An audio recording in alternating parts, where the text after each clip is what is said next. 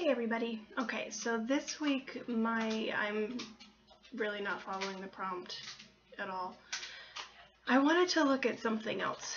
I wanted to look at Lucy Snowe and why she is considered to be a cold character and why she really isn't. I really strongly disagree with the idea that she is a cold and distant character on the inside.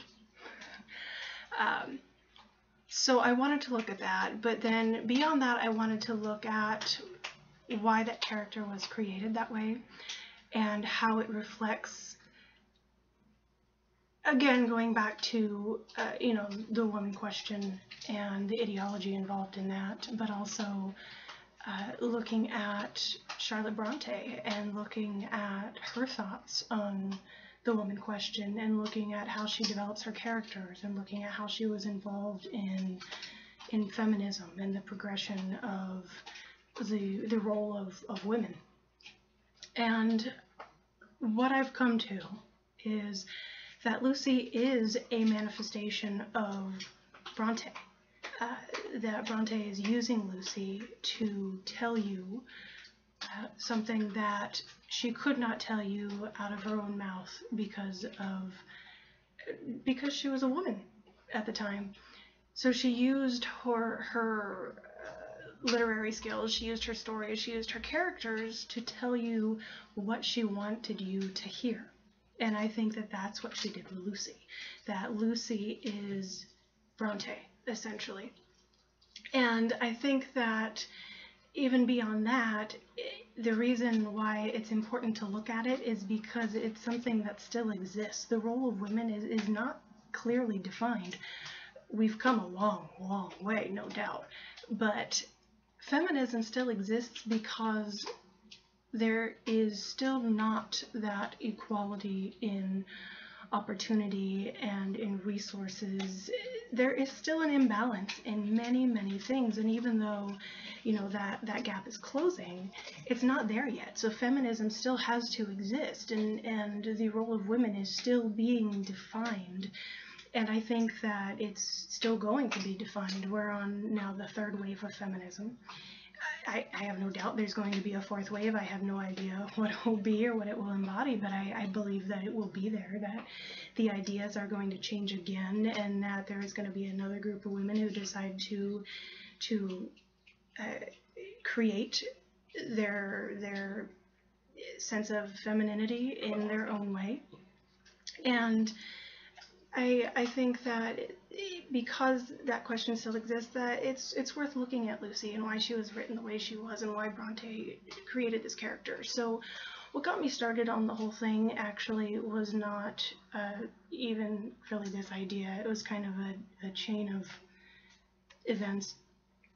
And what it started with actually was the very beginning of our week 5 overview, where we read Who is Lucy Snowe? Lucy is a mystery.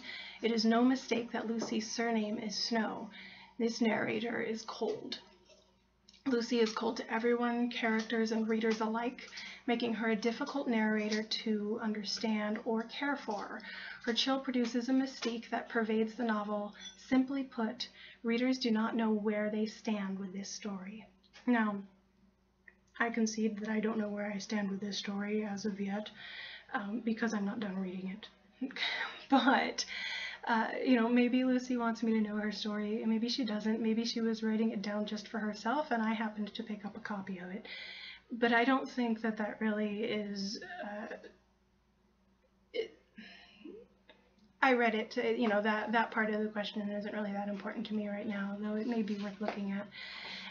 But what I do not agree with, like I said, is the part that says that Lucy is cold. And the reason I disagree with it is because I don't think that is her intention. I think that that is a manifestation that she had to do. And I think that though she comes off that way, though she comes off as cold, though she may come off as distant, I think that underneath that is a bundle of emotion and desire. And I think that she is repressing it in an effort to control her life and thereby control her surroundings. And we don't know her beginnings. We don't know what happened to her. We don't know about her childhood. So we can't say she's behaving in this way as a response to this action, this event in her life. We can only speculate at what happened to make her act the way she does. So, she goes, for some reason, she goes a couple times a year to her godmother's house, all right? And the way she describes the scene, which some people would say is devoid of humans, of people, of interaction. This is true, but I don't see it as that being the reason why she liked it. So when she says that she liked the well-arranged furniture, the clear wide windows, the balcony outside looking down on a fine antique street where Sundays and holidays seemed always to abide, so quiet was its atmosphere, so clean its pavement, I don't think she liked those things because it lacked people. I think she liked those things because it was orderly and controlled, and it was calm. And I think that being in an environment that was calm like that helped her to stay calm and cool and collected, and that it was easier for her to keep a cap on her feelings, basically, and not give in to neurotic tendencies or other things that would make her seem like a girl. And so there is, I think in that environment for her, there's just so little stimulus, that she's able to maintain her thoughts and her feelings, and being able to be in a place that is physically sparse and free of activity. I think that gave her a sense of control, and in that control, it gave her empowerment. And I think that is why she liked it, and I think that this is something that she carried with her into her adulthood, and she continued to suppress emotion and continued to place herself into an environment where she was able to suppress it, was able to have some sort of semblance of control and empowerment over the things around her, where she was able to maintain sort of a distance in order to not let in things that would mess with her, basically. So one of the things that I thought was interesting in this, because she still brings in interactions, she still brings in things that you would have in your life if you weren't maintaining that distance. She brings romance into her life. She does it with the setting. She does it with nature. There's a passage that I liked. She used to rise early, to enjoy them alone, on summer evenings to linger solitary, to keep tryst with the rising moon, or taste one kiss of the evening breeze,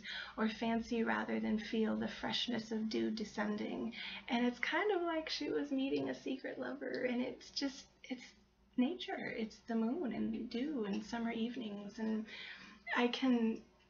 I get that, because personally, one of my favorite things in the whole world is that warm summer evening where it's quiet. And especially, I live in California now, but when I lived on the East Coast, oh my goodness, I loved the sounds of the crickets and the chirps and the animals, and the breeze was just so, and the air was warm enough that you could feel the warmth, but it wasn't too warm. The breeze still made it cool, and it was just like being wrapped in this big nature comforter, and it was so wonderfully comfortable, and it embraced you, and you felt safe, and I think maybe Bronte knew exactly what I'm talking about, and she was able to experience that, and that was where romance was for Lucy. It didn't have to be with another human being. She could get that from her surroundings.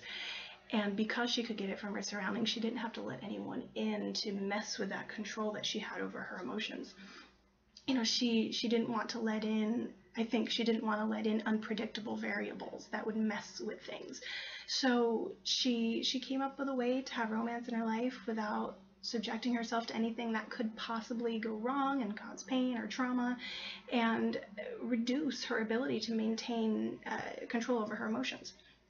So, but now that being said, she does have feelings, and she says she does, and whether or not she expresses them enthusiastically or not, which she doesn't, they are still there, and it's not any less powerful for her than it is for anybody else. So, the part where little Georgette, when she was sick, and then she was well, and she was sent off to the country, and Lucy is lamenting, her having left, and she says, "I was sorry. I loved the child, and her loss made me poorer than before."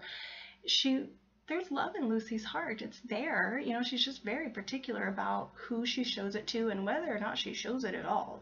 She loved the little girl, whether or not she let her know about it. She had that love there, and when that figure was removed from her life, she missed it. She felt the absence. So, but it's still, this took me to, there was a lot of whys. I thought a lot of why. So why as an adult? Because now Lucy at this point, I think, was 23 with Georgette there, and she's an adult now. So why is she still employing this tactic? Because it was a defense mechanism, I think, as she was younger, and she took it with her. But why did she take it with her? Why did she feel the need to maintain that distance? And I think that the desire to maintain that control, a really severe desire to maintain that control, has a lot to do with Victorian women and the ideas regarding how they're supposed to behave, and the roles of men and the roles of women. And so I Google everything, and I look for university websites, and I read a bunch of different things. And I came across Pace University, a site on Victorian women and their role as the sex. And their gender was so much a part of their identity that they were called the sex. Okay, so, but I found this passage that talks about it, and it says, "The separate spheres framework holds that men possess the capacity for reason, action, aggression, independence, and self-interest, thus belonging to the public sphere. Women inhabited a separate, private sphere, one suitable for the so-called inherent qualities of femininity: emotion, passivity, submission, dependence, and selflessness, all derived, it was claimed insistently, from women's sexual and reproductive organization." And they were citing Kent there on that site. So, and then it continues with, "Following such principles allowed men, allegedly controlled by their mind or intellectual strength, to dominate society, to be the governing sex, given that they were viewed as rational, brave, and independent. Women, on the other hand, were dominated by their sexuality and were expected to fall silently into the social mold crafted by men, since they were regarded as irrational, sensitive, and dutiful." And here's what I think was going on. I think that Lucy was, in the only way that she really could, fighting against that mindset. I think that the reason that she was capping off her emotions was so that she was able to stay away from things that would create chaos in her life, that would create trauma, that would force all of these bottled up emotions to erupt, and that she would then react in ways and behave in ways that were considered characteristic of the Victorian woman. And then, but still, that's like a lot of effort, to go your whole life doing that. So, I still wanted to know more about why is she putting in all the effort to do this? So then I started reading about, and I don't always do this, but I wanted to bring in something about Charlotte Bronte because I think that it is applicable here. I think it relates directly to the character of Lucy. So on the Victorian web, they're talking about Charlotte Bronte, and they say that she withdrew from a society that would not entirely accept her, and expressed her stifled ideals through her words. Slight in size, perpetually modest, it was Bronte's suppressed spirit that gave way to her literary fantasies. She often likened herself to others in her oppressed situation, the ugly daughter or poor spinster, which she equated to slaves imprisoned by circumstances beyond their control. And that's the part that I think is key there. Imprisoned by circumstances beyond their control. I think that Lucy felt the same way, that she was subjected to a life that already had decided who and what she was going to be, and so she acted within those confines in the only way that she knew how she could. So I think that Bronte is Lucy. They're both subject to circumstances that they have no control over. I think that the only thing that either one of them can do is choose how they're going to respond to it. And I think that of a lot of things. I think that in any kind of trial that we go through, that oftentimes the only thing that we can do is choose how we're going to respond to something. And this is what Lucy did. She took something that she already knew how to do, repress, and she repressed until she was no longer exhibiting any of the characteristics of the Victorian woman. She was not emotional. She was not dependent. She was not overly sensitive. I mean, even to the point where she seems apathetic, you know. I mean, she doesn't care what people think of her. At least she says she doesn't. But she does it in a way that I think that's true. I think she really doesn't care. If you don't like her, you know, she's not emotionally tied into the relationship anyhow. She's not allowing herself to be. It's not going to hurt her any. So she really was fighting against becoming something that I think she saw as weak, you know, and that's the only way she knew how to do it. She had practiced repressing all her life, so she kept repressing as an adult.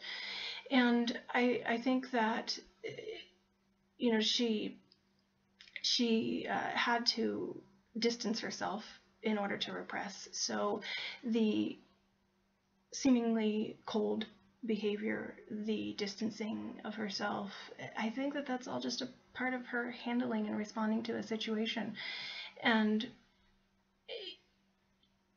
But it's more than that. It's not just Lucy. It's Bronte too. So Bronte, she wrote female characters that went against the grain, and you know, she was, I think, also in her writing was fighting against that same ideology that Lucy was, and you know, that ideology that women are irrational, that they're emotional, that they're dependent on men. Bronte is Lucy, and you know what? So am I, and so is every woman who is doing their best to balance all of the crazy things that happen with life that we as women are expected to do, right? So you've got family, work, school, kids, illness, you know, you've got all of these things, and you're juggling all of them as a female. And you're expected to be able to put on a power suit, go to work, get the job done, climb the corporate ladder, come home, change diapers, make dinner, get everybody taken care of, clean the house, and go on a couple hours of sleep. Maybe, you know, go to the gym. You still got to look good in that power suit. We have to do all these things as women. Well, okay, we don't have to, but we're expected to, you know. It's still, this idea is still alive. You know, we have to be so many different things all at once, and we're juggling all these things and holding on to all these things. And I think just like Lucy, and I would venture to guess just like Bronte, if you don't keep some things at a distance, if you don't in some ways seem cold and reserved, if you take on too many things, everything's going to fall down. You're going to drop everything, and you're just going to lose your grip on everything, and then you're going to, you know, turn into, well, okay, it's going to look like you turn into, you know, these emotional, neurotic, crazy ladies that a lot of men still think we are, and not all men, not by a long shot. But I mean, I know people still who, you know, they hear the phrase PMS and they freak out, and they expect you to just be like losing your, you know, all the time. So just because it's that time of the month, it's still there. It's still there. And I think, you know, just to sort of to wrap up my rant here before I start totally digressing, I think that Lucy, she was not cold, she was not distant. I think that she was fighting against a machine in the only way that she could. She held herself at a distance. She refused to allow herself to succumb to behaviors and reactions that would feed an ideology that she did not believe in. And I think that the reason Lucy was doing that is because that's how Bronte felt, and so she wrote it that way. And I think that that was Bronte's response to Victorian woman question ideology. You know, that is why Lucy looks like a cold and distant character. It's not that she is, it's that she didn't have a choice, you know. So once again, I look forward to hearing what you think, and ask questions, argue with me. Well, debate. Argue has sort of a negative connotation, but debate with me. Let's talk about it, because I'd like to see what you guys think. And thank you again for bearing with me for this very long video. I'm sorry it's so long, but I really, I had a few things to say about it. So anyway, I look forward to your responses. Thanks, guys.